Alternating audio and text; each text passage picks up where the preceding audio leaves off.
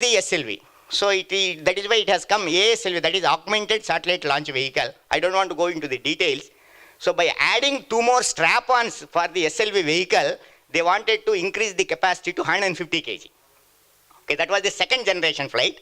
We had 3 failures and 1 successful flight. It was abandoned.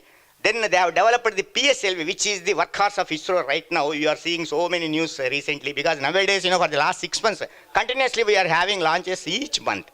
Each month we are having, in fact, by March 31st, we are given a mandate of launching 3 more flights. That is, it is almost approximately 1 flight per month. So from SLV onwards, we have graduated to PSLV. PSLV has become a workhorse of ISRO. Now, because of the ISRO only, because of the PSLV only, ISRO's prestige is really high in the world view. That especially two vehicles, two launches, which is Chandrayaan one is the one. Second one is MOM, that is Mars Orbiter Mission. These two, it has really increased our prestige like anything in the world view. Then we got one more vehicle, GSLV Mark 1, which can launch about 2000 kg payload in GTO. GTO means Geo Transfer Orbit. The orbit is called GTO because it is 36,000 kilometers by 300 kilometers.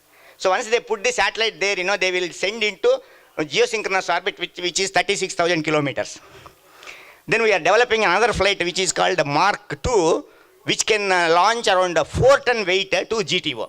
That is the present developmental flight. This is the activity of ISRO in a nutshell.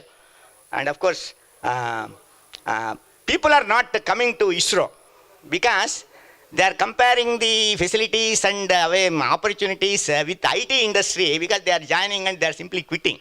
That is the unfortunate thing. So this is in a nutshell about ISRO. Thank you. ఇందాక కృష్ణమోహన్ చెప్తున్నట్టుగాను ఇద్దరు కృష్ణమోహన్లు టీకే JK అని ఉండేవాళ్ళు. అలాగే ఇదేంటంటే ప్రసాద్లు 5 మంది ఉండేవాళ్ళం అన్నమాట మేము. కాబట్టి అందరు నన్ను కేపీ అంటారు. కే ప్రసాద్ కాబట్టి కేపీ. తర్వాత మా రూమ్మేట్ కేడీవీఎల్ ఎన్ఆర్వివి, అలాగా ఇనిషియల్సే మా పేర్లు అయిపోయాయి.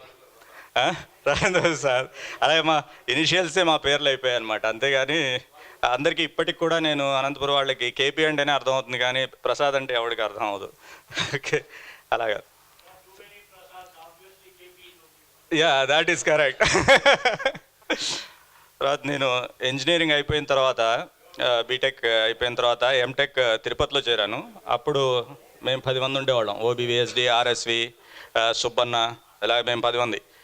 మొత్తం తిరుపతిలో ఎంటెక్లో అందరూ అనంతపురం నుంచి బీటెక్ చేసి వచ్చిన వాళ్ళే, ఇంకెవరు ఉండేవాళ్ళు కాదనమాట. ఇంక వేరే కాలేజ్ వాళ్ళు ఎవరు లేరు, ఓన్లీ అనంతపురం వాళ్ళే. 10 మంది ఉండేవాళ్ళం. చాలా జాలీగా ఉండేది. అందరం డే స్కాలర్స్గానే ఉండేవాళ్ళం. సో మా మదర్ ఉండేది అప్పుడు, మిగతా వాళ్ళు అందరూ బ్యాచిలర్స్గా ఉండేవాళ్ళు. చాలా జాలీగా ఉండేది అనమాట తిరుపతిలో కూడా. తర్వాత తిరుపతిలో చేసిన తర్వాత నేను రూర్కెలా స్టీల్ ప్లాంట్లో జాయిన్ అయ్యాను. రూర్కెలా స్టీల్ ప్లాంట్లో 7 years పనిచేసిన తర్వాత I went to US. Switch to computers in Rourkela steel plant. Industrial engineering చేసి ఇండస్ట్రియల్ ఇంజనీరింగ్ డిపార్ట్మెంట్లో ఉండి తర్వాత కంప్యూటర్స్ స్విచ్ అయ్యి ఐ వెంట్ టు యూఎస్. యూఎస్లో 14 ఏళ్ళు ఉన్నాం, 1988 to 2002. అంటే డిఫరెంట్ ప్లేసెస్ తిరిగాం అక్కడ. లాస్ట్లో రిచ్మండ్ వర్జీనియాలో ఉండి అక్కడి నుంచి 2002లో we came back to India for good. And మా మదర్ ఒంట్లో బాగాలేదని వచ్చేసామన్నమాట. అప్పుడు వచ్చేసి 2002 నుంచి ఇక్కడ హైదరాబాద్లోనే సెటిల్ అయ్యాము. హైదరాబాద్లో నేను first 7 years I worked in Genpact as assistant vice president. Then later I joined in IBM. 2010 నుండి 2014 వరకు ఐబిఎంలో ఉన్నాను. ఐబిఎంలో ఉండి ఐబిఎంలో 58 years రిటైర్మెంట్ ఏజ్ ఉంటే ఐ రిటైర్డ్ ఇన్ 2014 అక్టోబర్లో రిటైర్ అయ్యి, then now I'm taking it easy. అంటే just doing some voluntary kind of work, teaching for the poor children like that. That's what I'm doing right now. అది. మాకు ఒక పాప ఉంది. పాప she is in 11th grade right now, intermediate first year అనమాట. She is studying in Chirag public school. So So basically, she is in the 11th grade, and then we'll see what happens afterwards for her. Huh? What are the main subjects? MPPC, maths, physics, chemistry, biology. Biology. So is interested in biology, will see ఏమవుతుందని అది తర్వాత. So especially తెలుసు చిరక్క. Okay, కలుస్తాం, మళ్ళీ మాట్లాడదాం.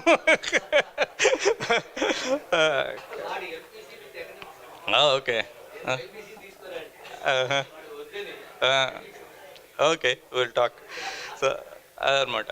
తర్వాత engineering కాలేజీలో especially నేను అనంతపురం ఇంజనీరింగ్ కాలేజీలో 78లో జాయిన్ అయిన తర్వాత, 73లో జాయిన్ అయిన తర్వాత it was very really good. అంటే నేను బేసికల్లీ రాయలసీమ నుంచి వచ్చాను అనమాట. నేను రవీంద్రనాథ్ మేము ఇద్దరం ఇంటర్మీడియట్లో క్లాస్మేట్స్, తర్వాత అక్కడి నుంచే వచ్చాం మేము. సో కడపలో క్లాస్మేట్స్ అనమాట, మేము ఇద్దరం వచ్చాం. అలాగే రాయలసీమలో చాలా తక్కువ మంది ఉండేవాళ్ళం అప్పుడు. రాయలసీమ పాపులేషన్ వాజ్ లెస్ అనమాట ఇంజనీరింగ్ కాలేజీలో. మిగతా వాళ్ళందరూ విజయవాడ ఇటువైపు నుంచి వచ్చేవాళ్ళు. వాళ్ళు ఏంటంటే మాకు రాయలసీమలో ఆవకాయలు ఇలాంటివన్నీ చాలా తక్కువ. వీళ్ళు వచ్చేటప్పుడు ఈ ఆవకాయలన్నీ తీసుకొచ్చేవాళ్ళు. తెస్తే కనుక ఒక్క రోజులో అయిపోయేది అనమాట. మెస్సికి తీసుకొచ్చేస్తారు పాపం. తీసుకొచ్చేస్తే కనుక ఆ రోజుకి అయిపోతుంది అది. అలా అలా ఉండేది. It was really very very nice time we had. And at the same time like others చెప్పినట్టు అక్కడ వెళ్ళేసి సాటర్డే అయితే కనుక ఫస్ట్ బెంచ్లో కూర్చొని చపాతీలు లాగించేసేవాళ్ళం అనమాట. అలాగే అట్లీస్ట్ ఒక టేబుల్లో 100 చపాతీలన్నా అయిపోవాలనే గోల్తో తినేవాళ్ళం.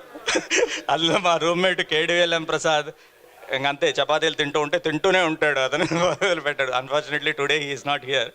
Otherwise it was very nice.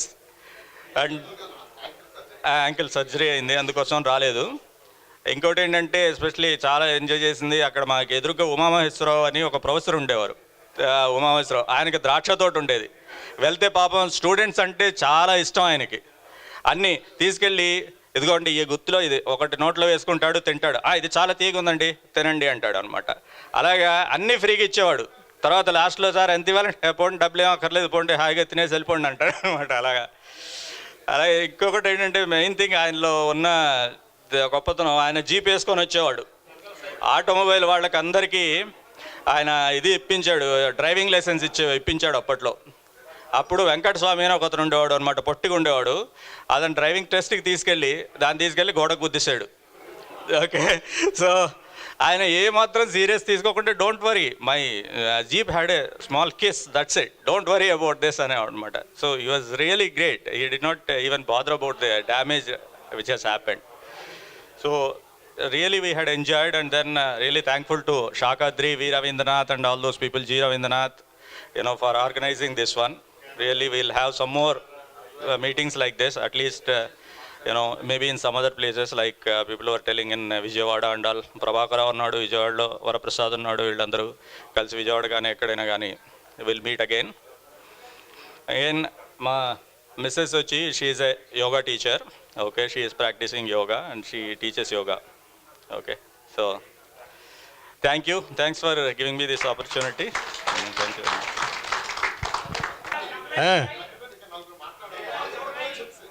ఎవరా మాట్లాడాల్సిన నలుగురు పేర్లు చెప్పండి.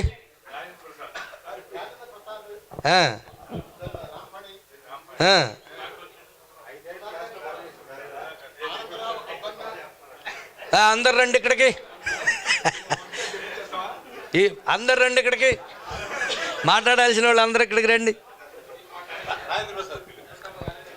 Okay friends, I'm Venkatareddy. కాలేజీలో ఉన్నప్పుడు వెంకు అని పిలిచేవాళ్ళు, వెంకూరి అని పిలిచేవాళ్ళు, వెంకీ అని పిలిచేవాళ్ళు, రకరకాలుగా పిలుస్తుండేవాళ్ళు. కొంతమంది కవిశ్రీ అని, అప్పుడేదో చిన్న నాటకం వేస్తే ఆ నాటకంలో కవిశ్రీ పాత్ర వేస్తే అది పట్టుకొని, అంటే ఇవన్నీ కూడా పేర్లు ఎందుకు పిలిచేవాళ్ళు అంటే ఎగతాళి చేయటానికి. సరే ఏదో భరించాలి కదా, భరిస్తూ ఉండేవాళ్ళం. So she is my wife Subhashini.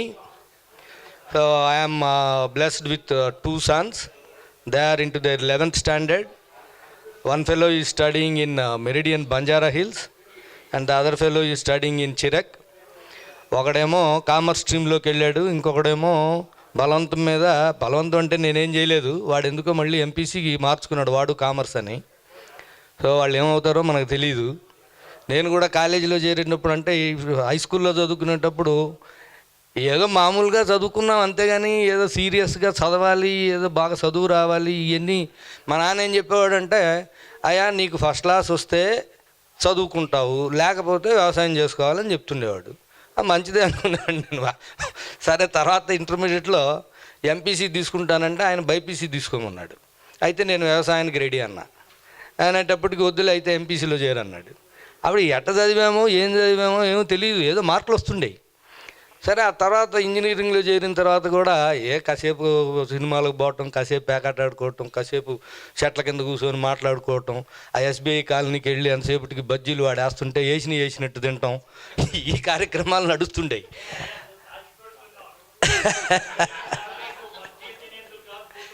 అదే మేము పోయి మేము బజ్జీలు తినేదానికి వెళ్ళేవాళ్ళం. నీ బోటి పెద్ద మనుషులు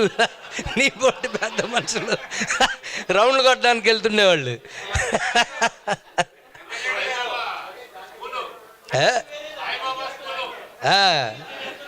సో అట్లా చదువుకుంటా ఉంటే ఏదో మొత్తం మీద ఇంజనీరింగ్ అయిపోయింది.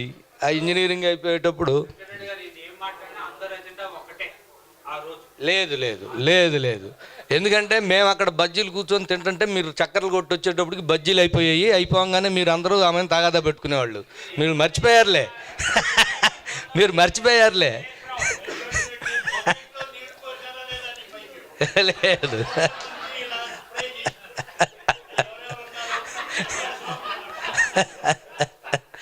సో అట్లా కాలం గడిచిపోయింది బాగానే, ఇప్పటివరకు కూడా అలాగే గడుస్తుంది. దాన్ని బట్టి నాకేమనిపిస్తుంది అంటే ఇందులో మన ప్రయత్నం కన్నా కూడా ఏదో రాసిపెట్టి ఉంటుంది అంటారే, ఏదో రాసిపెట్టి ఉంటుంది అంటారు, ఆ రకంగా జరిగిపోతున్నట్టుంది. ఇప్పుడు దాకా ప్రశాంతంగానే ఆనందంగానే జరిగిపోతుంది. సో ఫ్యూచర్లో కూడా మనందరం మళ్ళీ ఇట్లాగే అప్పుడప్పుడు కలుసుకుంటూ ఇట్లా మనం సరదాగా అప్పుడప్పుడు కలిసి కాలక్షేపం చేసుకుంటూ గత స్మృతుల్ని నెమరు వేసుకుంటూ భావి జీవితం కూడా ఉల్లాసంగా గడపాలని కోరుకుంటున్నాను. నాకు అవకాశం ఇచ్చినందుకు మీ అందరికీ ధన్యవాదాలు.